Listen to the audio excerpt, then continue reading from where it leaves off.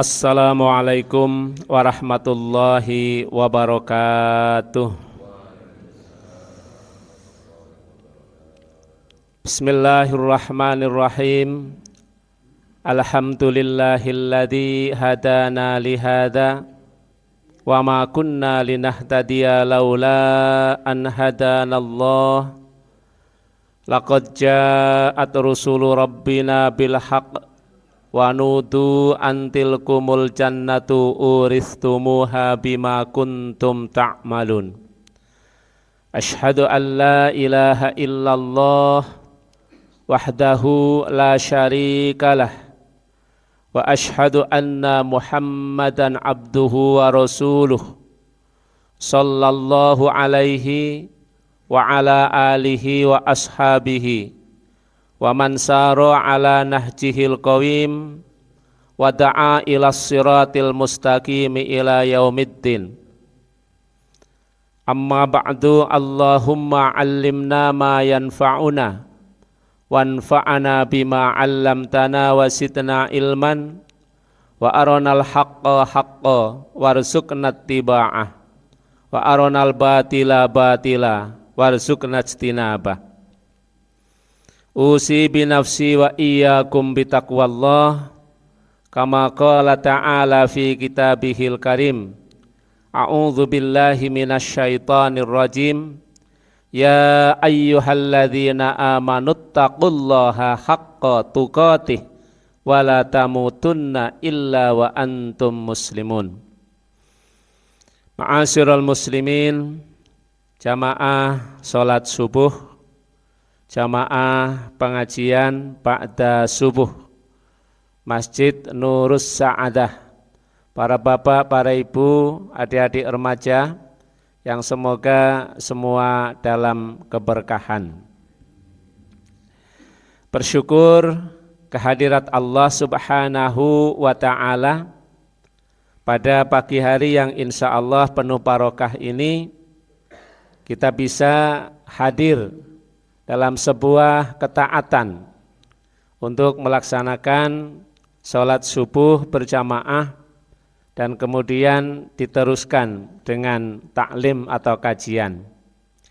Mudah-mudahan pertemuan ini termasuk yang disebutkan dalam hadis Rasulullah yang artinya bahwa tidaklah salah satu kaum berkumpul di salah satu rumah di antara rumah-rumah Allah, kemudian dibacakan ayat-ayat suci, kemudian juga dilaksanakan pengajian, taklim, saling mengajar, saling diajari, kecuali Allah akan turun, kemudian kita dinaungi dengan rahmat. Kemudian juga Allah banggakan orang-orang tersebut kepada makhluk-makhluk yang ada di sekelilingnya. Fa insyaallah pertemuan kita adalah pertemuan yang sangat bermanfaat. Dan mudah-mudahan pula Allah membukakan pintu hati kita untuk menerima hidayah, menerima ilmu, sehingga dengan demikian kita akan bertambah bekal untuk melaksanakan ketaatan kepada Allah.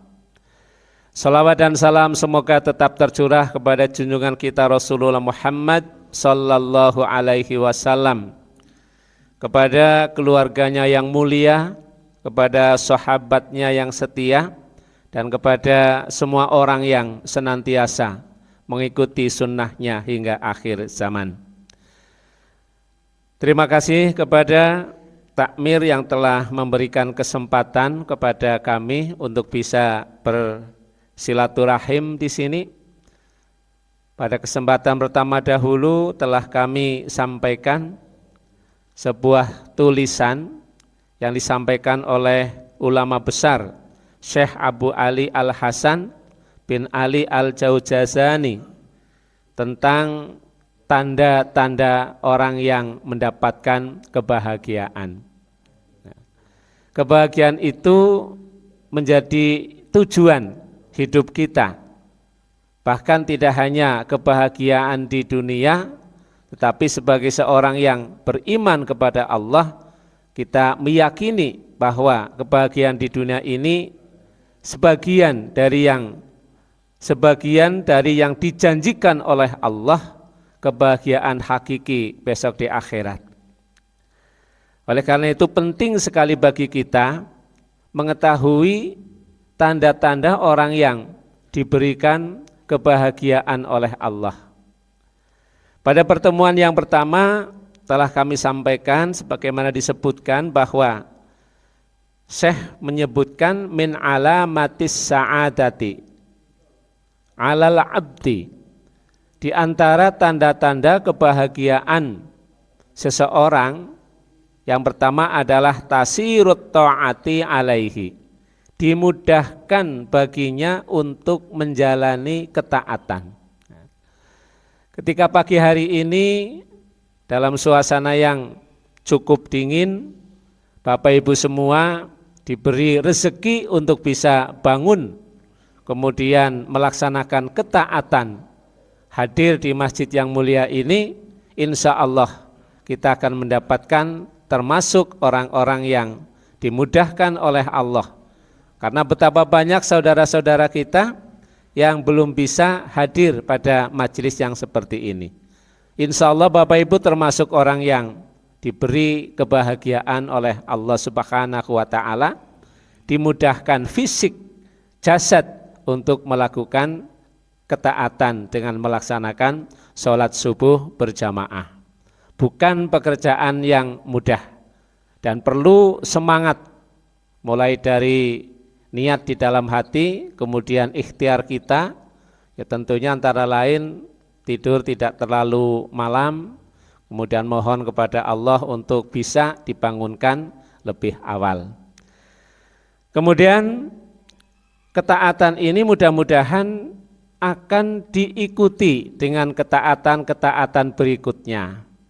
Karena salah satu tanda amal ketaatan kita diterima oleh Allah, Allah akan mudahkan kita untuk melaksanakan ketaatan-ketaatan berikutnya.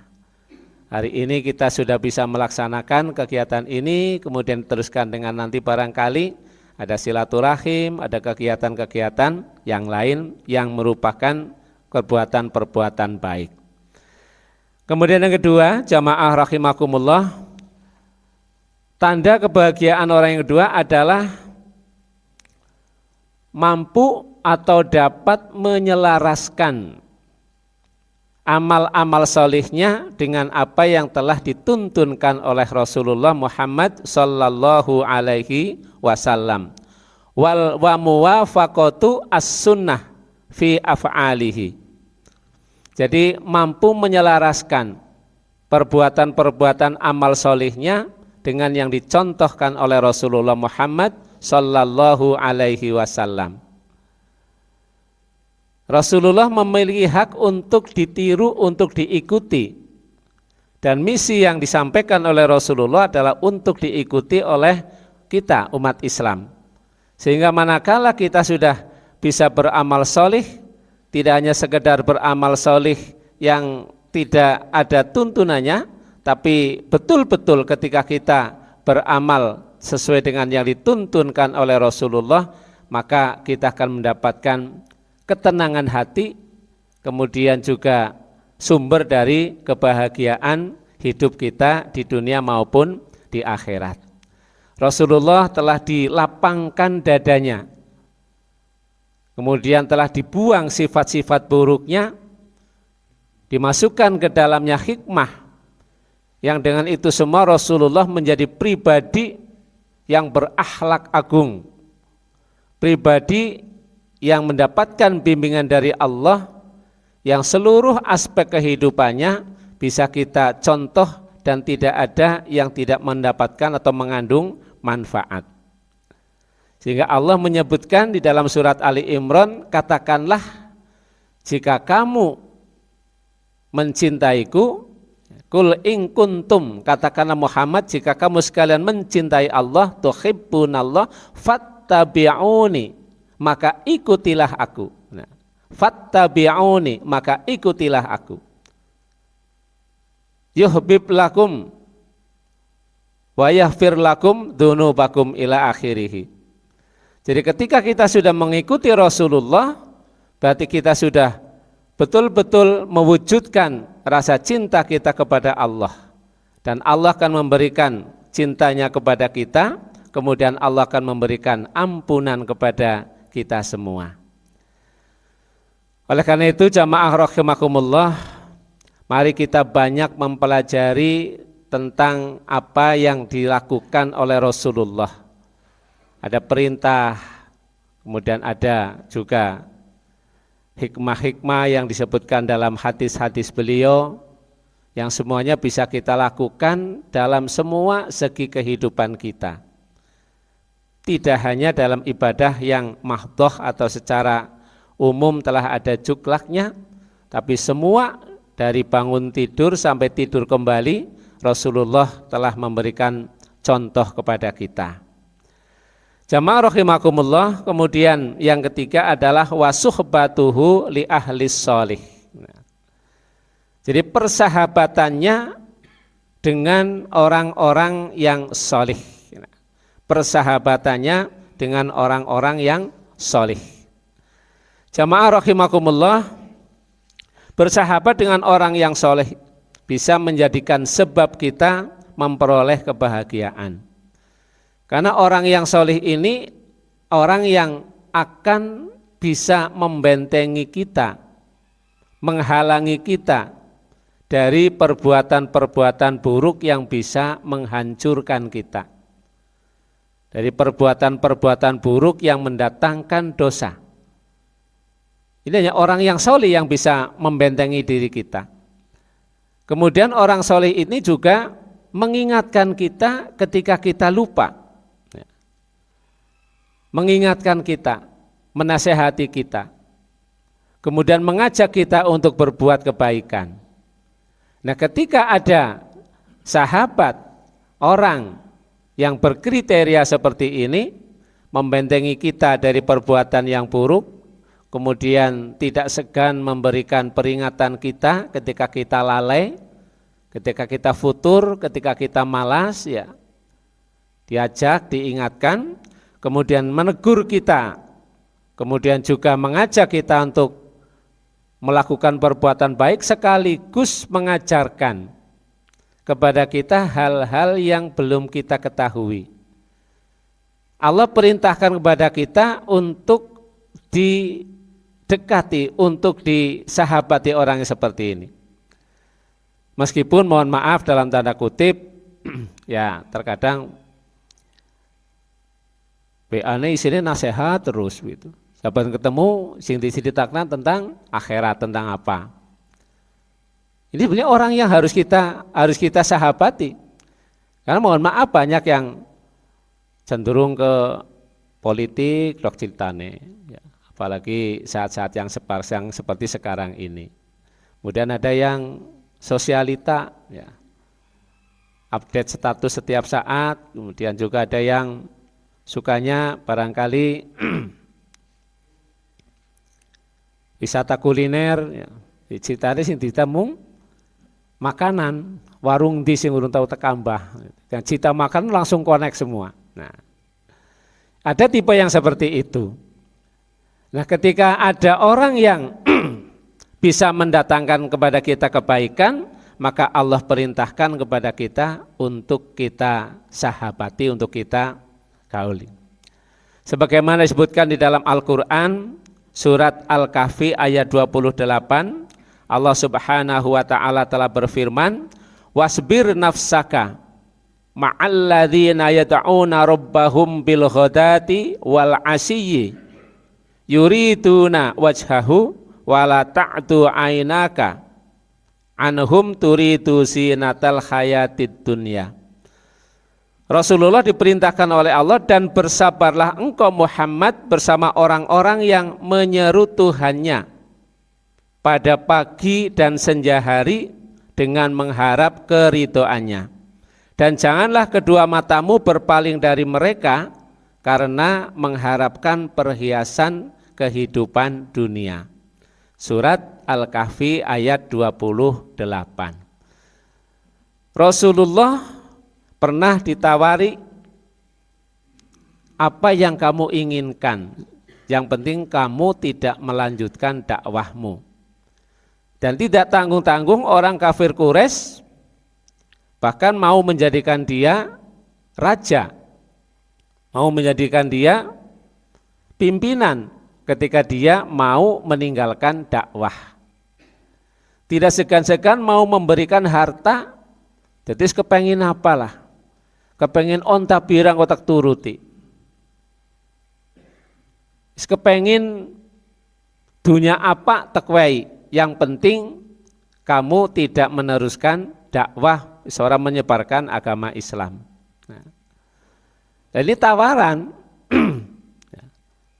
Barangkali kalau ukuran kita diberi tawaran yang menggiurkan seperti itu, bisa saja kita tinggalkan dakwah, bisa saja kita kemudian yang tadinya suka memberi nasihat tidak memberi nasihat lagi, atau dalam dunia politik yang tadinya garang bisa menjadi lunak, bersahabat. Nah, karena tawaran-tawaran yang sangat menggiurkan. Nah, tetapi Nabi lebih memilih meneruskan dakwah, lebih memilih berteman dengan orang-orang yang biasa, Bilal bin Rabah, kemudian juga sahabat-sahabat yang lain, yang sebagian besar dari mereka adalah orang-orang biasa, bukan pembesar, bukan orang kaya. Dan Allah mengingatkan, wala ta'du ainaka anhum turidu zinatal hayatid dunya. Janganlah kamu berpaling, janganlah kamu palingkan kedua matamu dari mereka hanya karena tergiur perhiasan atau perhiasan kehidupan di dunia ini. Nah, bahkan tantangannya sangat luar biasa. Harus hijrah, harus berpindah. Masya Allah kalau kita lihat ya,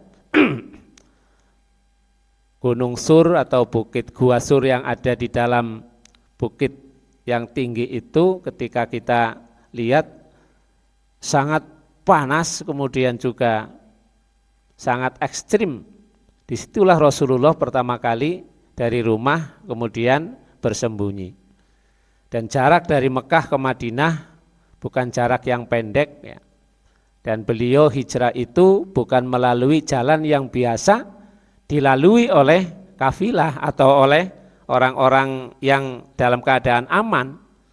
Beliau memilih jalan yang sekiranya tidak ditemukan oleh para kafir Quraisy yang masih memburu. Ini kesulitan yang sangat luar biasa bersama orang-orang yang setia, tapi orang-orang biasa, bukan para pembesar. Nah, Bapak Ibu rahimakumullah, maka ketika kita berada dalam kehidupan sehari-hari ini, pandai-pandailah memilih sahabat kita, memilih orang-orang baik yang bisa mendatangkan kebaikan untuk kita.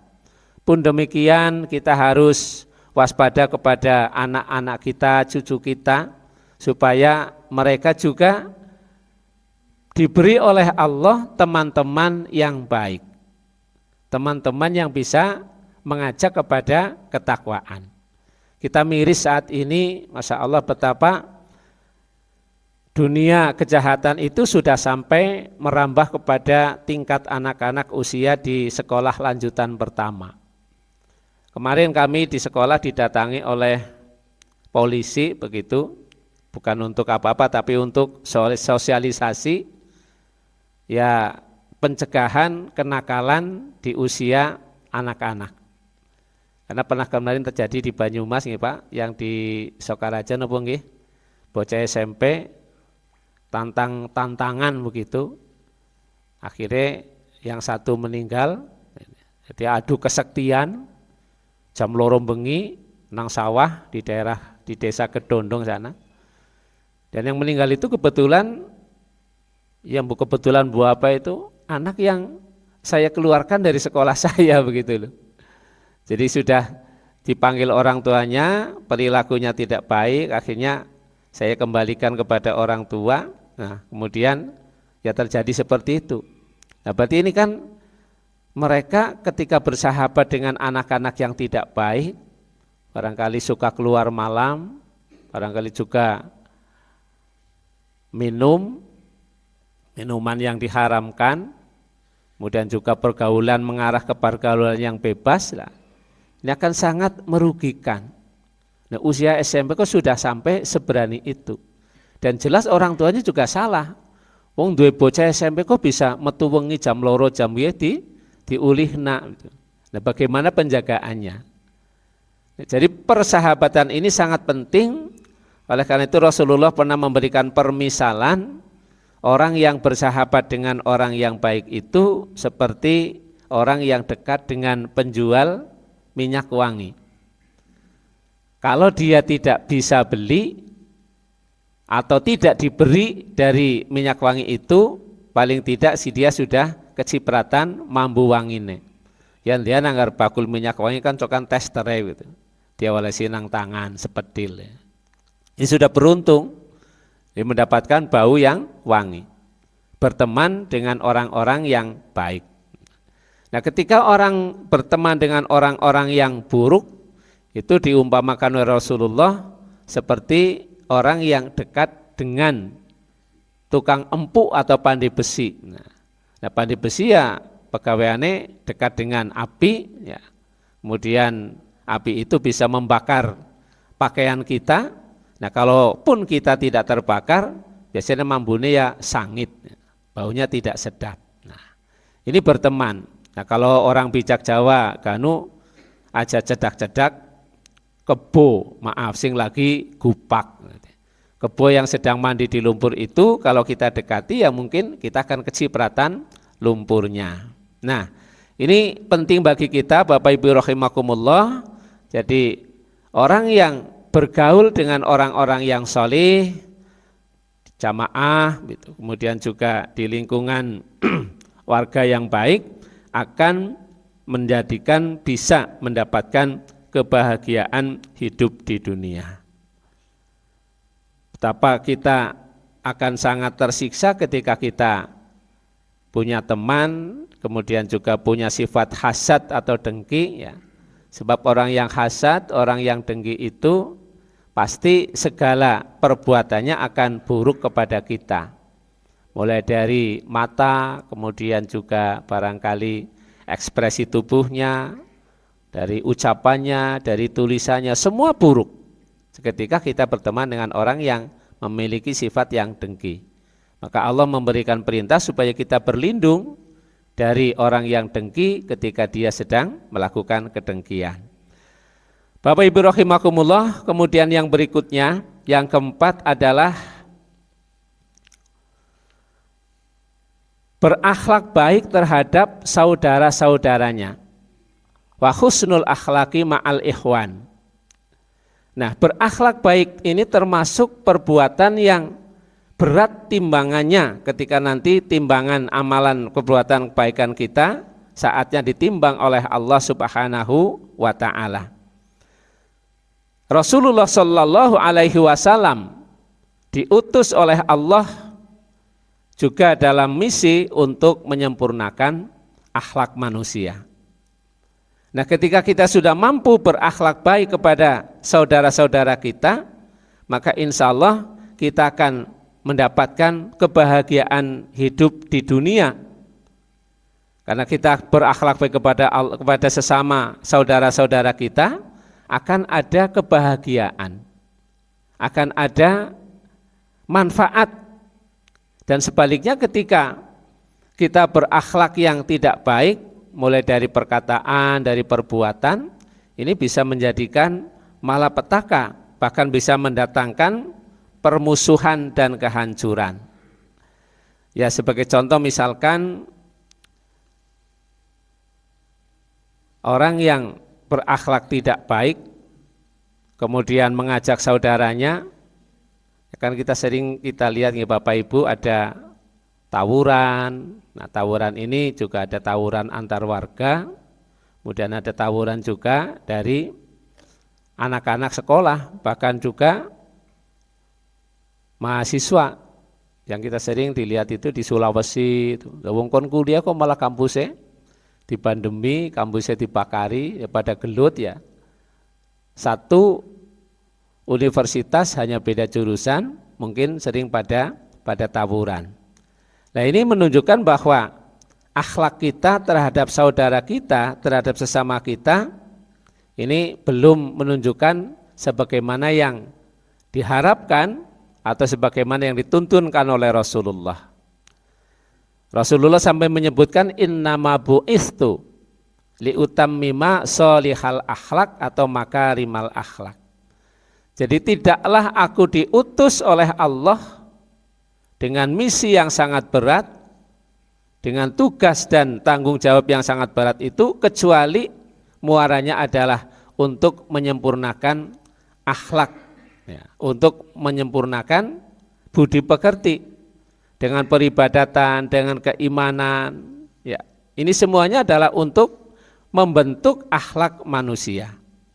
Nah itulah yang disebutkan oleh Rasulullah, misi yang diembannya, sehingga ketika kita sudah mampu berbuat baik kepada sesama manusia, apalagi saudara kita, ya, dalam satu lingkup saudara kandung atau mungkin dalam satu lingkup lingkungan, kita sudah bisa berakhlak baik, insya Allah kita akan mendapatkan kebahagiaan.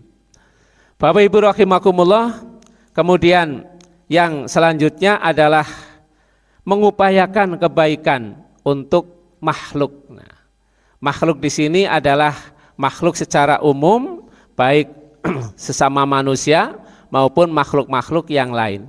Bahkan Islam mengajarkan supaya kita menjaga lingkungan, menjaga kebersihan, menjaga tumbuh-tumbuhan. Nah, ini menunjukkan bahwa kita supaya berbuat baik terhadap sesama makhluk. Nah, di dalam perbuatan baik kepada sesama makhluk itu terkandung apa yang dinamakan dengan ihsan.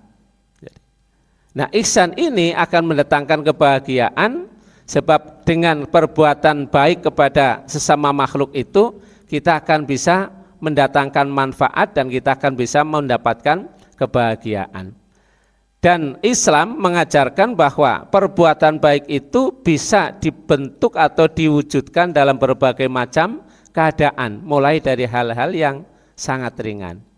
Jika Rasulullah Shallallahu Alaihi Wasallam menyebutkan jangan kamu sepelekan hanya masalah misalkan tersenyum, bermuka baik terhadap sesama teman.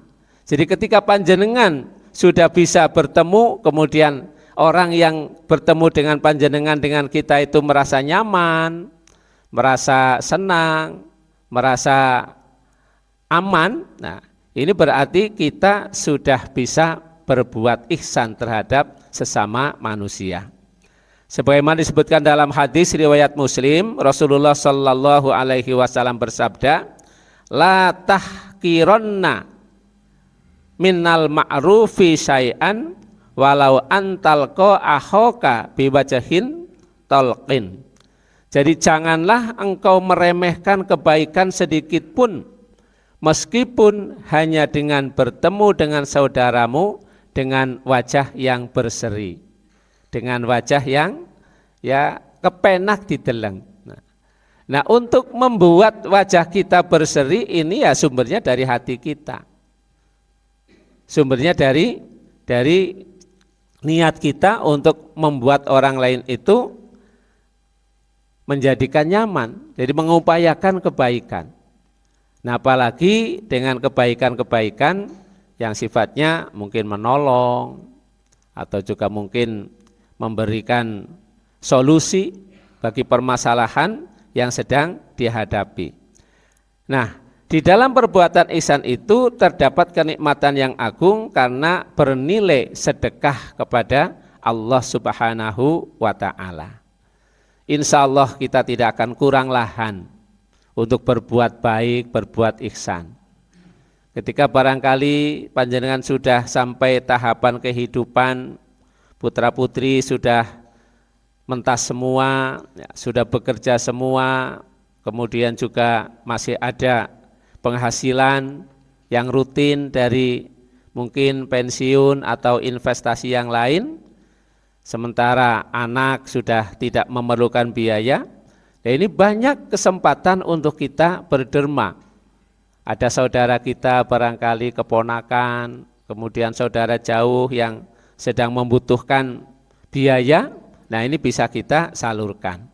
Di samping tentunya kegiatan-kegiatan yang rutin, seperti setiap kita berangkat subuh, infak terbaik, kemudian setiap kali pengajian, kita juga memberikan infak yang terbaik. Nah, sehingga dengan kita berbuat yang baik untuk makhluk yang lain seperti saudara kita akan bisa mendapatkan kebahagiaan. Jadi banyak sekali peluang yang semuanya itu bernilai ibadah. Bahkan Rasulullah pernah memberikan salah satu, ya, dalam hadis disebutkan amalan-amalan yang ketika kita sudah tidak ada, ketika sudah mati, tetapi masih terus mengalir pahalanya, di antara lain ketika kita memiliki ilmu, kita bisa mengajarkannya, menyebarkannya, ilmu yang disebarkan. Kemudian anak solih yang kita tinggalkan. Kemudian juga disebutkan mushaf Al-Quran. Kemudian disebutkan juga rumah yang dibangun untuk, kalau zaman dulu ya Ibnu Sabil, rumah singgah, menyediakan tempat. Kemudian juga ikut memberikan kontribusi dalam kemakmuran masjid. Mungkin ketika masjid ini memerlukan biaya, kemudian juga memerlukan perhatian dari kita bisa kontribusi dalam bentuk harta, uang, atau yang lain. Kalau bisa sih nggawe masjid segeluntung begitu ya. Nah, ketika tidak mampu ya sebagian. Yang penting kita memiliki andil, memiliki kontribusi dalam masjid yang bisa kita wakafkan. Kemudian juga sedekah air. Nah, ini barangkali yang sedang sangat dibutuhkan saat ini. Banyak wilayah-wilayah, khususnya di Banyumas, ada kemarin kita baca di Gumelar, kemudian juga di daerah saya di Karanglewas sendiri sudah banyak yang kekeringan. Di Desa Kediri, kemudian Taman Sari, ini kalau musim seperti ini sudah sulit untuk mendapatkan air. Nah, mengalirkan air, sedekah air dalam bentuk barangkali ya sumur, atau mungkin juga kalau sumurnya susah bisa kita ngedrop air. Nah, ini juga termasuk amalan yang sangat bermanfaat. Kemudian memberikan sedekah dari harta ketika masih hidup dan juga masih sehat. Kita kadang iri dengan orang-orang yang Masya Allah sudah bisa mewakafkan sebagian dari tanah yang dimiliki. Saya punya Pak Gede, ya, Pak Gede di daerah Gandrung Mangu itu. Anakannya sudah selesai semua. Nah, dari warisan dari orang tuanya yang ada di daerah sana itu diwakafkan untuk membuat klinik, dan sekarang dikelola oleh Persyarikatan Muhammadiyah, klinik Muhammadiyah. Nah, ketika orang sudah mampu untuk berwakaf seperti itu ketika masih hidup atau masih sehat, nah inilah yang disebutkan oleh dalam hadis Nabi itu, pahalanya, amal kebaikannya akan dikaitkan dengannya meskipun dia sudah meninggal. Nah, ini berbuat baik kepada sesama makhluk. Bapak Ibu rahimakumullah, kemudian yang berikutnya, yang keenam adalah peka terhadap urusan kaum muslimin. Peka terhadap urusan kaum muslimin. Karena kita oleh Allah Subhanahu wa taala dipersaudarakan. Bahkan sampai masalah al-wilayah atau tolong menolong ini juga dikaitkan dengan keimanan kita, sebagaimana disebutkan di dalam surat At-Taubah ayat yang ke-71. Allah Subhanahu wa taala berfirman, wal mu'minuna wal mu'minatu ba'duhum auliya'u ba'din. Nah, Jadi orang mukmin yang satu dengan orang mukmin yang lain itu sebagian menjadi penolong. Nah, menjadi penolong al-wilayah. Jadi ketika kita menyaksikan saudara-saudara kita sesama muslim saat ini banyak yang kekurangan air, kemudian banyak yang masih dalam garis kemiskinan di bawahnya itu ya.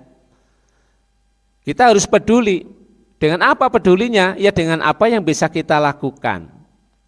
Kalau bisa kita lakukan dengan harta kita lakukan dengan sebagian dari harta kita.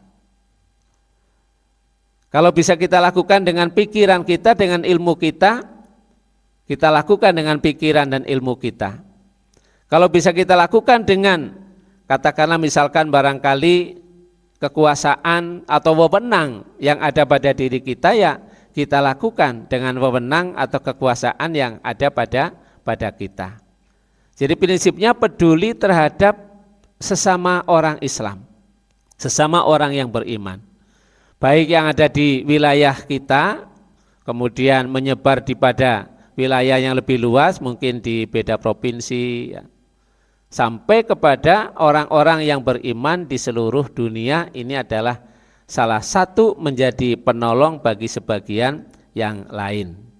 Nah, orang yang sudah memiliki respon yang baik terhadap kaum muslimin ini akan merasakan sukacita, merasakan bahagia manakala melihat orang lain sesama muslim bahagia, dan merasa sedih ketika melihat saudara kita juga dalam keadaan tidak baik kalau dalam kesedihan. Ini akan mendatangkan perasaan di dalam diri kita, di dalam hati kita bahagia. Akan menjadikan kita istilahnya jadi ya merasa mantap di dalam kita melaksanakan keimanan kita kepada Allah Subhanahu wa ta'ala. Mungkin ada saudara-saudara kita yang di luar negeri saat ini, ya, seperti yang Masya Allah dialami oleh saudara-saudara kita di Palestina, kemudian dulu di Rohingya, kemudian juga di wilayah-wilayah yang lain. Meskipun itu bukan wilayah negara kita, tapi kita harus merasakan kepedulian kepada urusan-urusan yang dialami oleh saudara-saudara kita. Bapak Ibu rahimakumullah, kemudian yang ketujuh adalah mampu untuk menjaga atau membagi waktu yang Allah berikan kepada kita. Nah, kesempatan waktu yang Allah berikan kepada kita ini sangat luar biasa bagi kita, karena waktu itu juga sekaligus menjadi lumbung amal bagi kita, termasuk juga umur yang diberikan Allah kepada kita. Jadi waktu adalah umur atau lumbung amal bagi kita, maka apabila kita mampu mengisi dengan ketaatan, jaminannya adalah kebahagiaan di dunia maupun di akhirat. Kita memiliki anak-anak, ketika memiliki cucu, nah ketika kita mampu mengelola anak cucu kita untuk kita isi dengan hal-hal yang baik, ya. Kita latih mulai dari kecil untuk melaksanakan ketaatan, kita didik, kita sekolahkan. Ini insya Allah akan menjadikan nanti ketika besar menjadi orang-orang yang melewati waktu-waktunya dengan penuh kebaikan. Berbeda dengan ketika kita tidak melaksanakan pembinaan seperti itu, kemudian masa-masa terlewatkan hanya dengan hal-hal yang tidak baik, ya, tidak menjadikan keimanan, tidak menjadikan tambahnya ilmu. Yang ada adalah ketika besar tidak bisa mendatangkan kebaikan untuk dirinya sendiri maupun kebaikan untuk orang tua. Yang ada hanyalah penyesalan.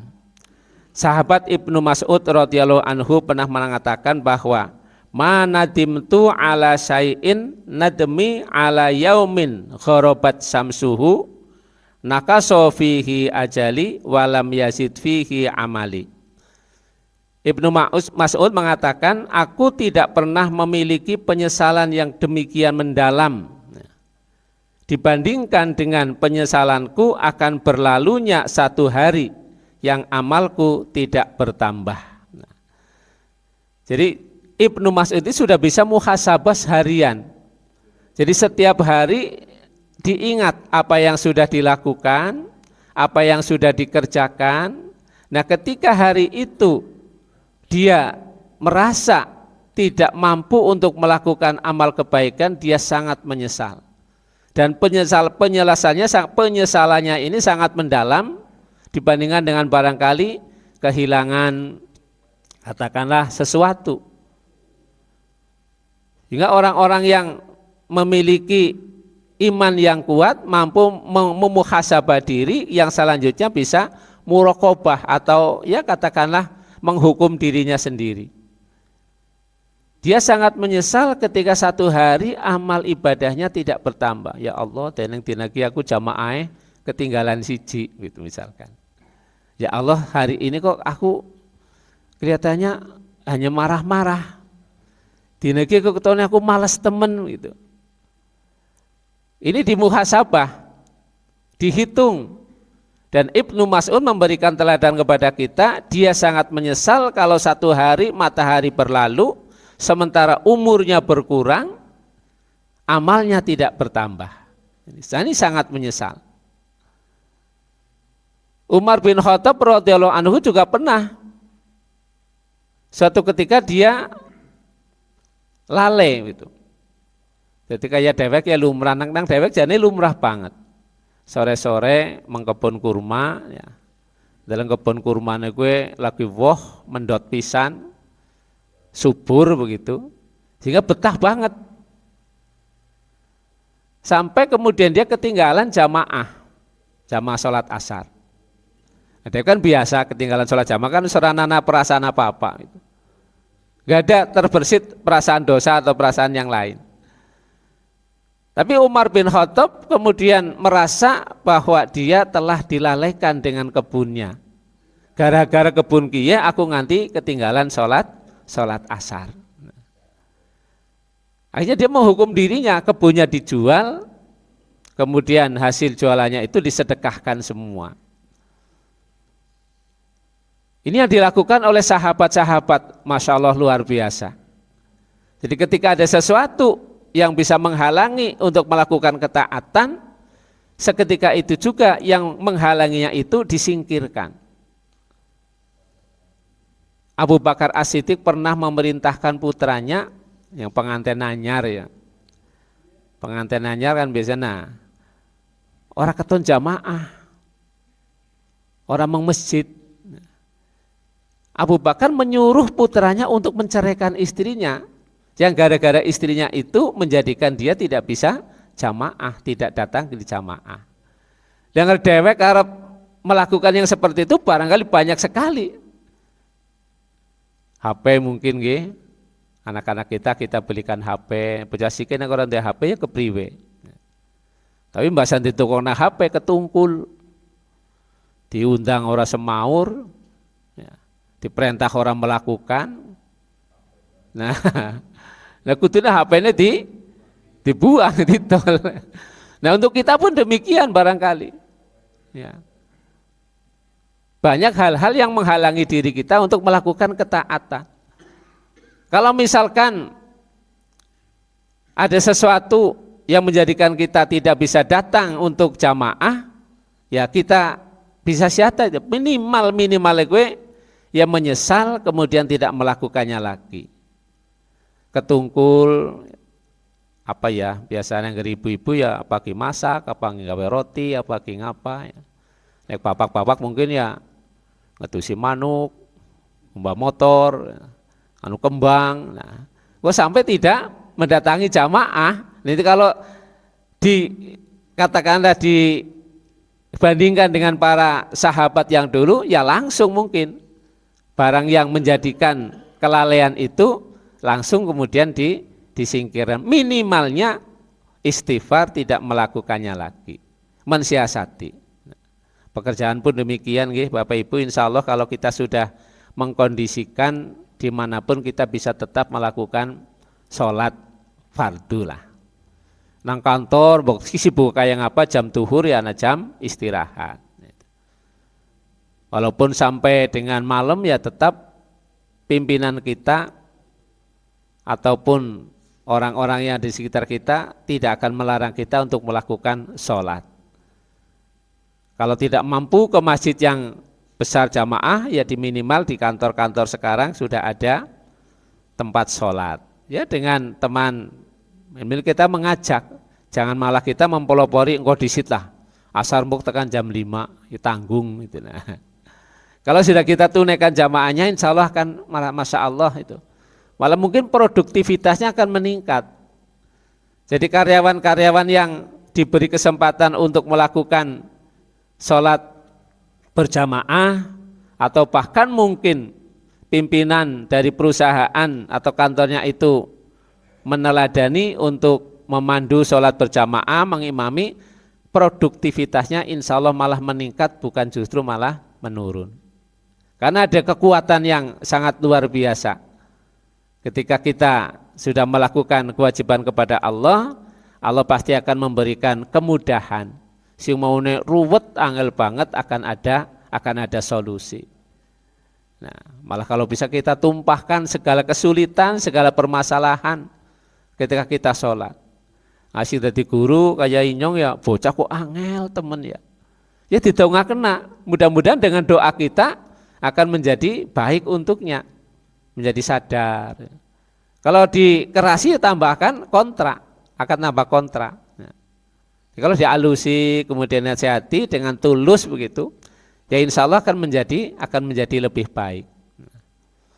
Nah ini umur bagi kita masya Allah sangat bermanfaat, kemudian juga tidak boleh lalai Bapak Ibu rahimakumullah, apalagi seperti kita yang sudah diberi nikmat umur sampai 50, sampai 70. Nah, kita kan tidak tahu.